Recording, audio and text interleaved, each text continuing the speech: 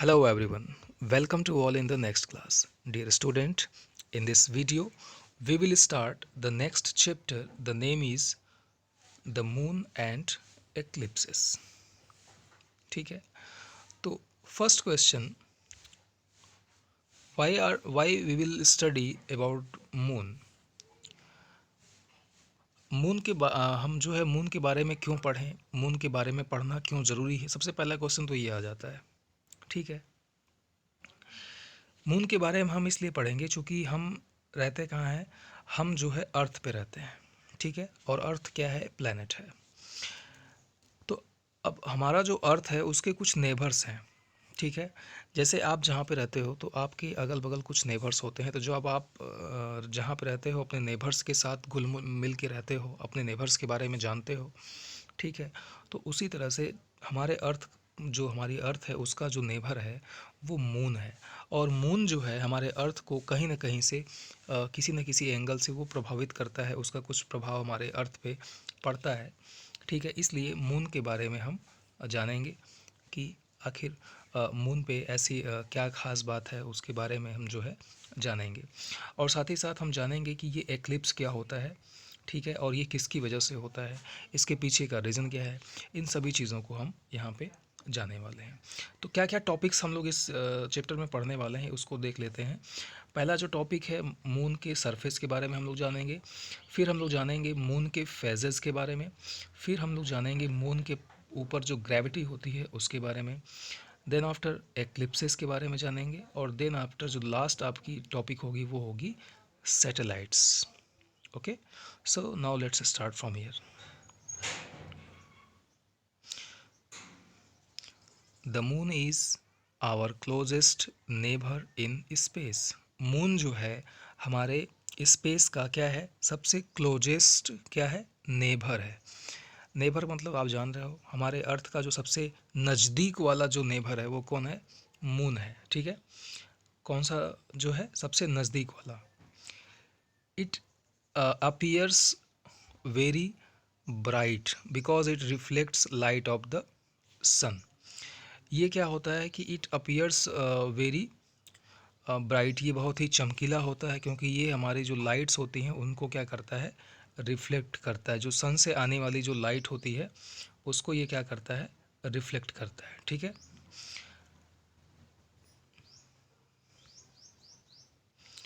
From day to day the moon seems to change its shape.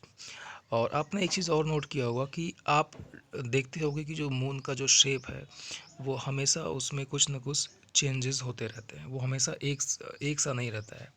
अब उसके पीछे का रीज़न क्या है, this is because as it travels around the earth different parts of the moon are light up by the sunlight. होता क्या है कि जब जैसे ये हमारा अर्थ है, इसके चारों तरफ जो है ये मून जो है हमारा क्या करता है, अर्थ के चारों तरफ चक्कर लगाता है. ठीक है, तो जैसे जैसे ये घूमता है तो हम उसके क्या है, कुछ पार्ट्स को देख पाते हैं और कुछ पार्ट्स को नहीं देख पाते हैं. तो जो पार्ट जो है जहाँ से लाइट रिफ्लेक्ट होती है उसको हम देखते हैं, और जहाँ से जो पार्ट हमें नहीं दिखता है, जहाँ से लाइट रिफ्लेक्ट नहीं होती है उसको हम नहीं देख पाते हैं. ठीक है, इस वजह से जो मून का जो शेप होता है वो अलग अलग या हर दिन जो है वो चेंज होता रहता है. ठीक है, unlike earth the moon has no atmosphere और नो लाइफ. अब यहाँ पे एक चीज़ जो है डिफरेंस है अर्थ में और मून में. वो डिफरेंस क्या है कि अर्थ पे हमारा अपना एटमॉस्फियर होता है. ठीक है, पिछले चैप्टर में आपने पढ़ा था एटमॉस्फियर के बारे में, एटमॉस्फियर के लेयर्स के बारे में. ठीक है, तो अर्थ के पास एटमॉस्फियर होती है और मून के पास, हमारे जो मून है उसके पास अपनी एटमॉस्फियर नहीं होती है. The astronauts' footprints left on the moon will remain there for centuries because there is no wind to disturb them. बहुत सालों पहले जो है, जो साइंटिस्ट मून पे गए थे तो उनके फुटप्रिंट्स, फुटप्रिंट्स का मतलब क्या हुआ, पैरों के निशान, जब वो लैंड किए थे जैसे कि नील आर्मस्ट्रांग, ठीक है, और एक व्यक्ति और थे, इंडियन थे, राकेश शर्मा। ये जब लैंड किए थे मून पे, तो जब मून पे लैंड किए थे उनके फुटप्रिंट्स वहाँ पे पड़े हुए थे, ठीक है, उनके वहाँ पे पद चिन्ह जो है वहाँ पे पड़ गए थे, और वो आज भी वैसे के वैसे हैं, ठीक है। ऐसा क्यों है? क्योंकि वहाँ पे एटमॉस्फेयर नहीं है, और जहाँ पे एटमॉस्फेयर नहीं होता है वहाँ पे हवा या एयर नाम की कोई चीज़ नहीं होती है। तो जब वहाँ पे एयर है ही नहीं, तो जब वहाँ पे हवा चलेगी नहीं, तो वहाँ पे धूल और या डस्ट ऐसा कुछ कोई चीज़ उड़ेगा ही नहीं, उसको कोई, उनके जो पैरों के जो निशान थे उनको डिस्टर्ब करने वाली कोई ऐसी चीज़ ही नहीं थी, और इस कारण से वो जो उनके फुटप्रिंट्स थे वो आज तक वहाँ पे बने हुए हैं, ठीक है। This is the first heavenly body proved by the man. ये एक पहला ऐसा heavenly बॉडी था जहाँ पे मैन जो है, जो आदमी, जो इंसान था, वो वहाँ पे लैंड किया था, ठीक है। तो अगर आपसे क्वेश्चन आ जाए कि वो पहला फर्स्ट heavenly बॉडी बताइए जहाँ पे मैन लैंड किया था, तो वो आपका मून ही है, ठीक है। और अभी जो है मंगल ग्रह पे लोग ट्राई कर रहे हैं, मंगल जो प्लैनेट है, ठीक है, वहाँ पे लोग ट्राई कर रहे हैं वहाँ पे लैंड करने का, ठीक है, लेकिन अभी तक उस पे कोई सफल नहीं हो पाया है। अब पहले जो सफलता मिली थी वो मून पे ही मिली थी, ठीक है। ओके, ये आप देख सकते हो, ये मून का सरफेस है। ये देखिए, ये वो फुटप्रिंट्स है जिस जो जब मैन जो है लैंड किया था जो है मून के सरफेस पे, तो ये फुटप्रिंट्स अभी तक वहाँ पे बने हुए हैं क्योंकि वहाँ पे एटमॉस्फेयर नहीं है, ठीक है। नेक्स्ट जो हमारा टॉपिक है वो है मून सरफेस। अब आइए मून के सरफेस में थोड़ा डिटेल में जान लें। The surface of the moon is not plain. अब बहुत सा जो है, बहुत सारे स्टूडेंट्स के दिमाग में क्वेश्चन आ रहा होगा कि मून का सरफेस कैसा है। हमारे अर्थ का सरफेस तो हम जानते हैं, रिवर है, पॉन्ड्स हैं, प्लेन है, कहीं माउंटेन्स हैं, कहीं पे जो है हाईली एरियाज़ हैं। तो मून का सरफेस कैसा होगा, ये एक दिमाग में ज़रूर क्वेश्चन बन जाता है। तो it has hills, mountains, valleys and craters. तो अगर हम मून की बात करें तो वहाँ पे हिल्स भी हैं, पहाड़ियाँ भी हैं, माउंटेन्स मतलब पहाड़ भी हैं, वैलीज़ भी हैं, और क्रेटर्स भी हैं, ठीक है। और ये सारी चीज़ें आपके अर्थ के ऊपर भी हैं। तो अब आपके दिमाग में क्वेश्चन आ रहा होगा कि अरे, ये सारी चीज़ें तो हिल्स, माउंटेन्स, वैलीज़ और क्रेटर्स, ये तो हमारे अर्थ पे भी हैं, तो इसका मतलब कि अर्थ का सरफेस और मून का सरफेस सेम है। जी बिल्कुल, इन जो है वहाँ पे भी हिल्स हैं, माउंटेन्स हैं, वैलीज़ हैं, क्रेटर्स हैं, और हमारे अर्थ पे भी हैं, ठीक है। तो यहाँ पे तो थोड़ी सी जो है सिमिलरिटीज़ मिल जाती है। अब बात करें क्रेटर्स क्या होता है, तो craters are deep holes in its ground created by heating of the heavenly bodies like meteorites on the onto the moon's surface। Craters क्या होता है? क्रेटर्स जो है बड़े बड़े होल्स होते हैं, बड़े बड़े जो है गड्ढे होते हैं ग्राउंड के ऊपर। ये गड्ढे जो है कोई छोटे मोटे गड्ढे नहीं होते हैं, वो इतने बड़े गड्ढे होते हैं कि उसमें आपका पूरा एक शहर या जो है उसमें समा जाए, इतने बड़े बड़े गड्ढे होते हैं। अब आपके दिमाग में क्वेश्चन आ रहा होगा कि आखिर ये इतने बड़े बड़े जो है गड्ढे, इतने बड़े बड़े क्रेटर्स बनते कैसे हैं? तो ये बनते हैं हीटिंग ऑफ द हिवेनली बॉडीज़। कुछ हिवेनली बॉडीज़ के हिट करने की वजह से ये जो है बड़े बड़े वहाँ पे क्रेटर्स, गड्ढे बन जाते हैं, ठीक है। तो अब आपके क्वेश्चन दिमाग में फिर आएगा कि ये कौन सी बड़ी बड़ी हिवेनली बॉडीज़ हैं जिनके हिट करने से इतने बड़े गड्ढे बन जाते हैं? तो उन हिवेनली बॉडीज़ को हम बोलते हैं मेटोराइट्स। क्या बोलते हैं? मेटोराइट्स। अब आपके क्वेश्चन फिर दिमाग में आएगा कि सर ये मेटोराइट्स क्या चीज़ है? एक्चुअली होता क्या है कि मेटोराइट्स जो है एक तरह के बर्निंग रॉक्स होते हैं, जलते हुए जो है बड़े बड़े माउंटेन्स या बड़े बड़े पत्थर, जिसे आप हिंदी में उल्का पिंड भी कहते हैं, ठीक है। तो mountains on the moon are very rough and sharp, ठीक है। तो मेटोराइट्स को मैं एक बार फिर से एक्सप्लेन कर दूं। एक्चुअली होता क्या है कि स्पेस में बहुत से जो है ड्वार्फ प्लैनेट्स होते हैं। ड्वार्फ प्लैनेट्स का मतलब होता है क्षुद्र ग्रह, ठीक है। तो वो आपस में कभी कभी जो है टकरा जाते हैं, ठीक है। या फिर कभी कभी होता क्या है कि जब हमारे मून का के ग्रेविटी फोर्स की वजह से वो हमारे मून के ऊपर या हमारे कभी कभी अर्थ के ऊपर भी खींचे चले जाते हैं। ठीक है। और जब वो आते हैं तो इतनी तेज़ी से आते हैं, इतनी प्रेशर से आते हैं कि जो है एटमॉस्फेयर की वजह से उनमें कभी कभी आग लग जाती है, या कभी कभी टकराने की वजह से उनमें विस्फोट हो जाता है, उसमें आग लग जाती है और वो जलने लगते हैं। ठीक है। या कभी कभी नहीं भी जलते हैं, और वो इतने बड़े होते हैं, इतने विशालकाय होते हैं कि जब वो अर्थ के या मून की सरफेस से टकराते हैं तो वहाँ पे बहुत बड़े बड़े जो है गड्ढे बन जाते हैं। ठीक है। तो इस इन्हें ही हम मेटोराइट्स बोलते हैं। ठीक है। ओके। तो अब समझ में आ गया होगा कि क्रेटर्स जो है वो कैसे बनते हैं। So mountains on the moon are very rough and sharp. अब अगर हम बात करें कि जो माउंटेन्स मून पे पाए जाते हैं उनमें क्या विशेषता होती है, तो ये वेरी रफ होते हैं और शार्प होते हैं। शार्प का मतलब नुकीले भी होते हैं, और रफ़ का मतलब होता है बहुत ही ज़्यादा रफ़ होते हैं, मतलब वो जो है बहुत ऊबड़ खाबड़ होते हैं। ठीक है ना। कहीं और हमारे यहाँ के जो माउंटेन्स आप देखोगे तो उसमें कहीं कहीं आपको प्लेन जगह भी मिल जाती है, लेकिन वहाँ के जो माउंटेन्स होते हैं बहुत ही शार्प होते हैं, बहुत ही रफ़ होते हैं। They are made of bare rock and soil. ये जो है आपके बार रॉक्स या फिर जो सॉयल होता है उनसे बने होते हैं। Soil of the moon is very dry and is made up of small pieces of rocks. अब हम बात करें कि सॉयल की, हमारे यहाँ की जो सॉयल होती है उसको तो आप देख रहे हो। मून की जो सॉयल होती है वो कैसी होती है? एक्चुअली जो मून पे जो सॉयल होती है वो ड्राई होती है, सूखी होती है, and is made up of small pieces of rock. और ये जो रॉक्स होते हैं उनके द्वारा जो स्मॉल पीसेज हो जाते हैं, छोटे छोटे जो टुकड़े हो जाते हैं, उनके द्वारा बनी होती है। या ये कह सकते हैं कि वहाँ पे सैंड, बालू के मैदान हो सकते हैं वहाँ पे। ठीक है। क्योंकि आप जानते हो कि जो सैंड होती है वो रॉक पीसेस से बनती है।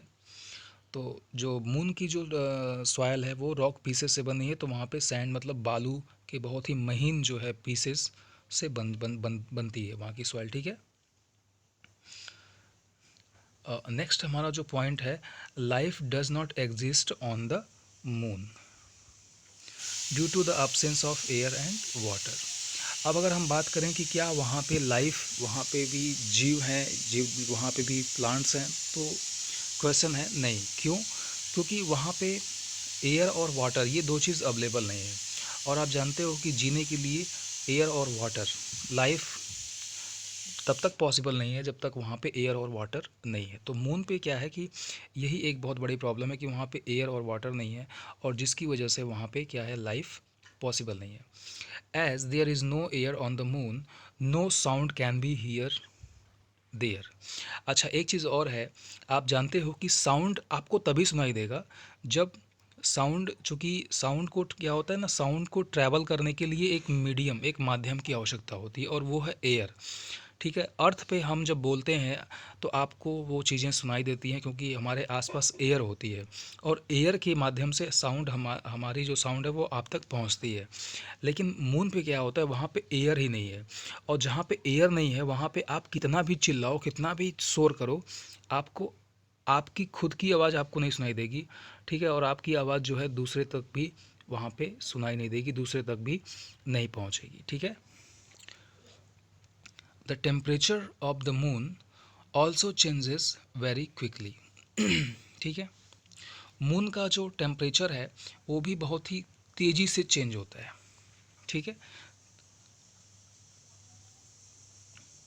It is it changes with day and night. ये डे में अलग और नाइट में अलग होता है टेम्परेचर। हमारे यहाँ भी दिन का टेम्परेचर अलग, रात का अलग होता है, लेकिन उसमें जो डिफरेंस होता है वो बहुत ही कम होता है। ठीक है। हमारे यहाँ दिन का जो टेम्परेचर होता है गर्मियों में 40 डिग्री तक पहुँच जाता है। हाँ, और रात में क्या होता है कि वो 30 डिग्री तक भी पहुँच जाता है। ठीक है। मतलब बहुत ज़्यादा डिफरेंस होता है, 10, 5 या 15 इतना ही डिफरेंस होता है। लेकिन मून पे क्या होता है, बहुत ज़्यादा डिफरेंस होता है। Moon is very hot when sun shines on it. जब सन की शाइनिंग आती है मून के ऊपर, तो उस समय वहाँ पे बहुत ही ज़्यादा जो है वहाँ पे हॉट, बहुत ही गर्म हो जाता है। On the dark side it is very good, और जिधर सनलाइट नहीं पड़ती है वहाँ पे जो है एकदम बहुत ही ज़्यादा वहाँ पे ठंड पड़ती है। Astronauts that visit moon have to wear special dress, sorry special dresses to bear the quick change in temperature. अब जो वहाँ पे एस्ट्रोनॉट्स वहाँ पे जाते हैं उनको एक विशेष प्रकार का, एक अलग प्रकार का ड्रेस पहनना होता है, ताकि वो इस चेंज को, ये जो टेम्परेचर चेंज है उसको वो सह सकें, उसको वो बर्दाश्त कर सकें। ठीक है। तो ये आपके कुछ मून सरफेस के बारे में कुछ जो है कॉमन सी जो है जानकारी थी। तो इसमें आपने क्या समझा? इसमें हमने जाना कि जो मून के जो सरफेस होते हैं वहाँ पे भी आपको हिल्स, माउंटेन्स, वैलीज़ और क्रेटर्स देखने को मिलते हैं। क्रेटर्स क्या होता है ये हमने बताया। उसके बाद क्रेटर्स जो है मेटोराइट से बनते हैं, और मेटोराइट्स क्या होते हैं ये हमने आपको बताया। ठीक है। और वहाँ पे आपने जाना कि आप साउंड अगर आप बोलोगे तो वहाँ पे साउंड आपको सुनाई नहीं देगा। क्यों नहीं सुनाई देगा? क्योंकि उसका रीज़न हमने बताया कि वहाँ पे एयर और वाटर दो चीज़ अवेलेबल नहीं है, वहाँ पे एटमॉस्फेयर ही नहीं है। ठीक है। और इस वजह से, एटमॉस्फेयर ना होने की वजह से वहाँ पे जो टेम्परेचर चेंज होता है वो बहुत ही तेज़ी से होता है, और उनमें जो डिफरेंस होता है वो बहुत ज़्यादा होता है। ठीक है। डे और का टेम्परेचर बहुत ज़्यादा, और डे का टेम्परेचर और नाइट टेम्परेचर दोनों में काफ़ी डिफरेंस होता है। ठीक है। अब हम बात करते हैं phases of the moon. The shiny moon you see at night does not have light of its own. रात में जो आप देखते हो मून आपको चमकता हुआ दिखाई देता है, एक्चुअली वो चमकता है लेकिन ये उसकी अपनी लाइट, खुद की लाइट नहीं होती है। The moon light which we see from the earth is the light of the sun. Actually ये जो लाइट हम देखते हैं, सन जो चमकता है, वो उसकी खुद की लाइट नहीं होती है, बल्कि वो सन की लाइट होता है। होता क्या है, जैसे कोई बल्ब जल रहा हो और आप सामने से ग्लास या मिरर, जिसको शीशा होता है, दर्पण जिसको बोलते हैं, उससे आप चमकाते हो तो उस सन की या उस लाइट का रिफ्लेक्शन कहीं दीवार पे होता है। जिसे हम लोग बचपन में क्या होता था कि शीशा लेकर के लोगों के मुंह, मतलब चेहरे पे जो है चमकाते थे। ठीक है। तो वो जो उसी को रिफ्लेक्शन बोलते हैं। तो सेम वही कंडीशन होती है। सन की लाइट मून पे पड़ती है। ठीक है। ये सन है, ये मून है, ये अर्थ है। ठीक है। ये सन है, ये मून है, और ये अर्थ है। यहाँ से लाइट इसको जाएगी और इसका रिफ्लेक्ट होकर के लाइट जो है यहाँ पे पड़ती है। तो हमें क्या होता है, ये चमकता हुआ दिखाई देता है। ठीक है। Okay. Half of sorry the sunlight reflects on the moon and shines on the earth, we call this light as a moon light. ठीक है। और यही जो लाइट रिफ्लेक्ट होकर हमारे पास आती है उसको हम लोग मून लाइट बोलते हैं। Half of the moon surface always faces the sun. Sorry, moon का जो हाफ सरफेस होता है ना, आधा जो हिस्सा होता है वो हमेशा सन की तरफ होता है। The part facing the sun gets sunlight. अब जो हिस्सा जो है सन की तरफ होगा वहाँ पे सनलाइट पड़ेगी। The other half remains dark. और जो दूसरा हिस्सा होगा जहाँ पे जो सन की तरफ नहीं होगा वहाँ पे क्या होगा, डार्क होगा, अंधेरा होगा। Sometimes we see only a part of the lighted side. ठीक है। कभी कभी क्या होता है, हम केवल जो लाइटेड पार्ट होता है उसका कुछ हिस्सा देख पाते हैं। ठीक है। The amount of the lighted side that we see changes every night. अब जो जो चमकता हुआ जो हिस्सा हम देखते हैं मून का, वो क्या होता है, हमेशा चेंज होता है। कभी कभी वो ज़्यादा दिखता है, कभी कभी हमें कम दिखता है। The changes shape of the moon that we see from earth are called phases of the moon.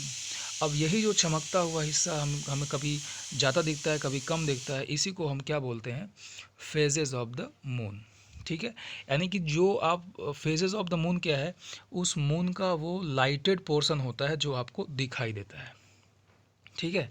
अगर आपसे कोई पूछे कि मून का फेज़ क्या है, फेजेस ऑफ द मून क्या है, तो फेजेस ऑफ द मून यही है कि मून का जो लाइटेड पार्ट हम देखते हैं उसी को हम फेजेस ऑफ द मून कहते हैं, और ये हमेशा बदलता रहता है क्योंकि मून और अर्थ दोनों जो है मूव करते रहते हैं। ठीक है, okay. Different shapes of the moon are, अब इसमें जो है जो शेप होता है मून का वो अलग अलग अलग होता है। जैसे इसमें full moon, new moon, crescent और गिबस, ये चार तरह के शेप हमें दिखाई देते हैं। ठीक है, कौन कौन से शेप में डिवाइड किया गया है? Full moon, new moon, crescent moon और गिबस मून। अब यहाँ पे आप देखो फिगर को, ये आपका न्यू मून है। ठीक है, न्यू मून में क्या है कि बहुत ही थोड़ा सा जो है हिस्सा आपको लाइटेड दिखेगा। फिर क्रीसेंट मून, क्रीसेंट मून का मतलब क्या होता है कि न्यू मून से थोड़ा सा ज़्यादा लाइटेड एरिया आपको दिखेगा। फिर आपको मिलेगा हाफ मून, हाफ मून में क्या होगा कि आपका ये पूरा आधा जो हिस्सा होता है मून का लाइटेड हिस्सा होता है वो पूरा आपको दिखाई देगा। ठीक है, पहले स्टार्ट होगा न्यू मून से, न्यू मून से आएगा, न्यू मून से क्रिस जो है हाफ मून के बीच की जो एरिया है उसको हम क्रिसेंट मून कहते हैं। ठीक है, अब हाफ मून के बाद क्या होगा कि धीरे धीरे वो लाइटेड एरिया बढ़ने लगेगी, और हाफ मून और फुल मून के बीच में जितने भी चेंजेस होंगे उसको हम क्या बोलेंगे? गीबस मून। ठीक है, और उसके बाद एक दिन ऐसा आएगा जिस दिन वो पूरी लाइटेड एरिया आपको दिखाई देने लगेगी, और उसको हम क्या बोलेंगे? फुल मून बोलेंगे। ठीक है, okay. The moon never changes its shape, the changing shape of the moon that we see from the earth are actually the shape of its lighted part as it revolves around the earth. अब होता क्या है, इसमें थोड़ा सा confusion हो जाता है कि जो जैसे जो छोटे बच्चे होते हैं उनको लगता है कि जो मून है वो उसका शेप और साइज चेंज होता है, लेकिन ऐसा नहीं है। शेप और साइज मून का चेंज नहीं होता है, वो बस एक्चुअली होता क्या है कि जितना एरिया लाइटेड होकर के रिफ्लेक्ट होता है हमारी आंखों तक, सिर्फ वही हमको दिखाई देता है।